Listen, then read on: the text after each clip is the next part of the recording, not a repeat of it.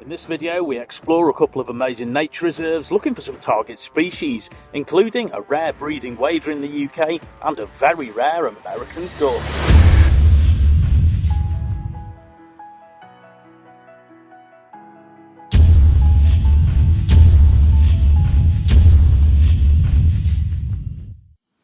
Hello folks and welcome back to another video.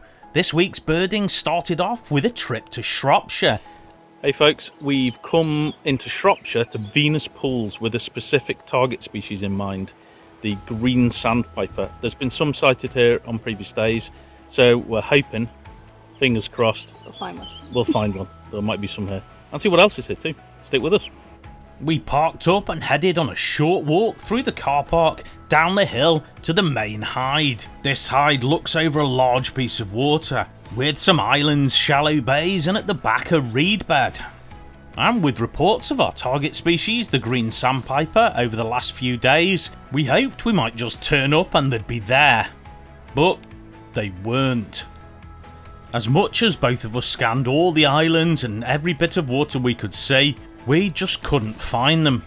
This was pretty frustrating, as before we came I thought this was probably a sure thing. Well, that's birding for you. We decided to stick around, hoping the green sandpiper might either turn up or be somewhere we couldn't see it, like the other side of one of the islands or in the reed bed. Luckily, there was plenty of other birds to keep us occupied while we waited, including some wonderful little ringed plovers, although quite distant were great to see and one of Kaylee's favourites. Really close to the hide right in front of us there was a number of Egyptian geese. Now this is a species that's introduced to the UK and an invasive species too, one we usually see in the southeast of the country. So seeing this many this close to home was a genuine surprise. There are a few reasons for the Egyptian goose being deemed invasive, including them competing with native ducks and geese for food and nesting sites, and that they have a tendency to sometimes be aggressive. We're the current breeding population of around 1,850 pairs, and with these joined by up to 5,500 birds in winter, sights like this are likely to become more frequent. Regardless, we weren't here to look at them, we were hoping for our green sandpiper, and still we hadn't seen any.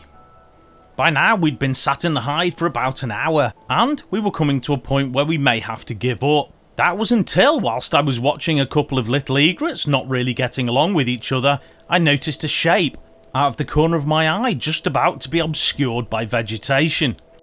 And whilst it did disappear out of sight, it soon came back out and flew right in front of us.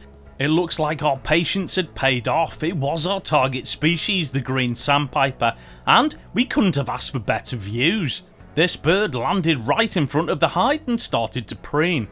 The green sandpiper's far from common in the UK, with most sightings being in spring and autumn when the birds are migrating from their Arctic tundra breeding grounds to parts of Europe, Asia and Africa where they spend their winter. Some birds will even stick around in the UK for winter, but generally less than 1,000 in numbers. Now, although the green sandpiper has had breeding records in the UK, they have been few and far between, with only 1 or 2 breeding pairs at a time, and these have been restricted to the northernmost parts of Scotland. So, if this is the case, why are we seeing them at the start of July?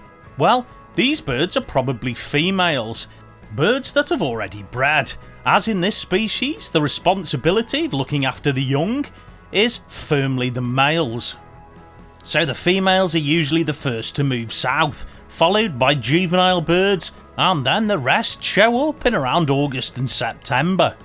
Regardless, it was wonderful to see this green sandpiper today, and although we believe there were 2 birds present, this bird gave us quite a show and we couldn't have asked for better views. Feeling very thankful we'd stuck around and happy that we got our target species, we now decided to have a bit of a wander around the reserve, which began with a walk in a little wildflower meadow where we saw plenty of butterflies and also some dragonflies, although we didn't stay there long as we were getting bitten to shreds. So we headed to another hide which looks over some bird feeders. And although when we got there wasn't any birds at all, after a short wait some birds showed up. The first being a female greenfinch that was on one of the more distant feeders. This bird was soon joined by a young great spotted woodpecker. This bird was extremely confiding, pecking away at a peanut feeder right next to the hide. The longer we were there, the more birds that showed up, including this lovely male chaffinch, and on a bird table directly in front of us, a nuthatch came in. The more lively the bird feeders got, the more food that was going on the floor, and predictably there was a mallard under the bird tables, hoovering up all the mess. Sitting here was proving quite entertaining. As we were about to leave, we had a very brief view of a chiff-chaff moving through the trees, and we were joined by a second young great spotted woodpecker, this one sitting on a tree right next to the hide, giving us fantastic views. This trip today had been very successful, even though we did have to wait for our target species. Hey folks, success. We got there and didn't think we were going to find one, and then one of them popped out and then flew right in front of us, which was excellent. And then we went and saw some woodpeckers, and there were loads of Egyptian geese, and it was nice. It was good. That's another one for the year list. A few days later, I rushed to Pennington Flash between Wigan and Manchester, as a rare American duck had been reported. Hey folks, I'm at Pennington Flash today, looking for a rare American duck, a lesser scarp. There's been one reported here over the last few days. I'm hoping it's still here and not too distant, as this is a very big bit of water. Let's go and see if we can find it. Stick with me.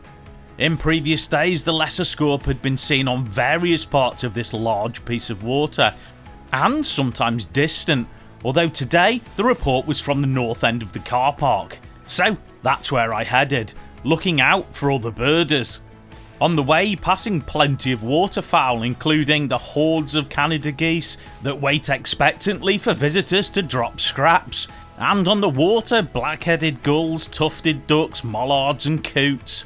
Encouragingly, I soon found a few birders, and luckily for me, they'd found the lesser scarp. Although it wasn't the easiest bird to find, as it was amongst a large group of coots and tufted ducks, and was spending an awful lot of time diving underwater. A very kind birder gave me a vague idea of where he expected it to pop up amongst the group of ducks, and finally, it did. The views were brief though, as it almost immediately dived back under. Regardless, I'd found my target species, and without too much work.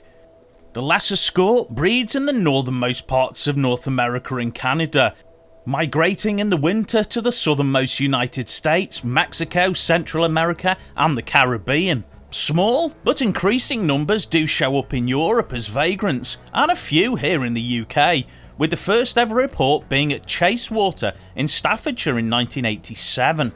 Since then, sightings of this transatlantic duck have increased, with now somewhere in the region of about 150 documented records, sometime with multiple birds seen at the same site. We saw a pair of them at Leighton Moss last year, although that's nothing compared to a record from Cornwall in October 2023, where an amazing 10 birds were seen on Drift Reservoir. Regardless, this male that was here today that appeared to be starting to molt was giving us excellent views and really close, and by now it had stopped diving and started to preen. After a short but thorough preen, it put its head under its wing and started to roost. This was my cue to go and explore. Success. Luckily, when I got here, there was a load of birders and they had eyes pretty much on it. It was pretty mobile, diving under and such, but then it stopped to have a good old preen. So brilliant. The best views of that species I've had so far. So awesome. Right, now the sun's come out, I'm going to have a bit of a walk around the reserve to see what else is about. Stick with me. The nature reserve here at Pennington Flash is on the edge of the 170-acre lake. This very large bit of water was created at the beginning of the 20th century by coal mining subsidence, and then was opened as a nature reserve in 1981, the very year I was born. Around the reserve itself there's a number of hides to look out from, a mixture of some looking over small and larger pools, and one particular one with a lot of bird feeders that's generally very good. But I wouldn't come to that one until the end of the path. The first couple of hides I came to were pretty quiet, with only a small number of birds, including a lovely reed bunting that was feeding on the water's edge, and a pair of mute swans with a good number of cygnets.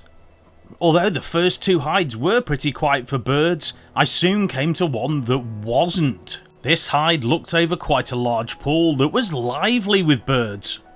The most obvious species being the noisy black-headed gulls. There was loads of them here, some of them roosting and some of them with very persistent young. This individual had two little bundles of joy that just wouldn't leave it alone. Behind the group of black-headed gulls I noticed two little waders. These were little ringed plovers, a species we saw earlier in the video. Now, on previous years we've not seen many of these, whereas this year these wonderful little plovers have appeared in our videos 3 times, and are a species that are on the increase.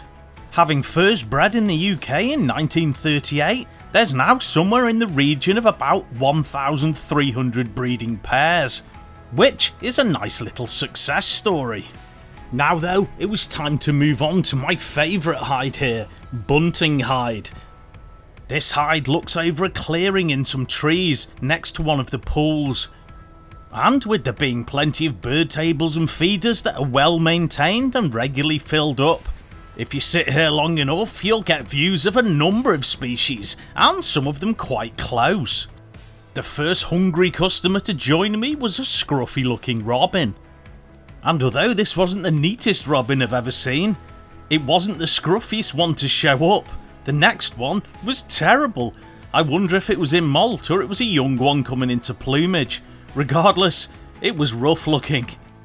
These robins were soon joined by some great tits. There were a number of them here, and also a young blue tit too. One species in that family that I do enjoy seeing when I visit here is the marsh tit, a bird that you don't see every day, but is pretty regular to the bird feeders here.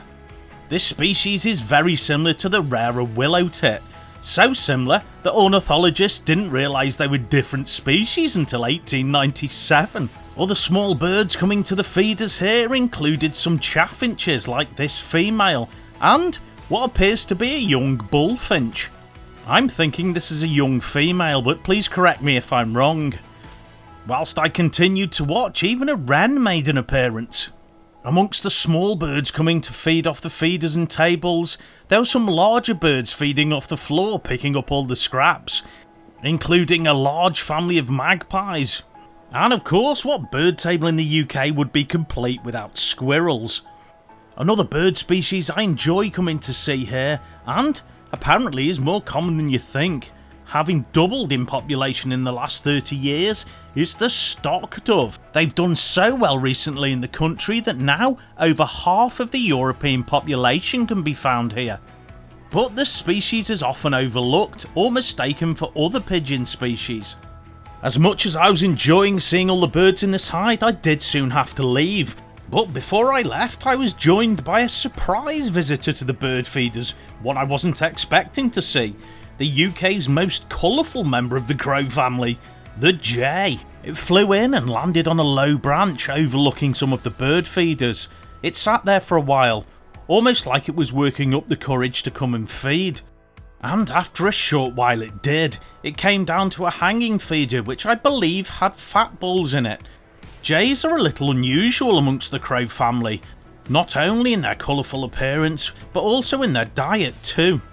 Whilst most other crow species enjoy eating carrion, the jay has a preference for acorns, seeds, fruit and insects too.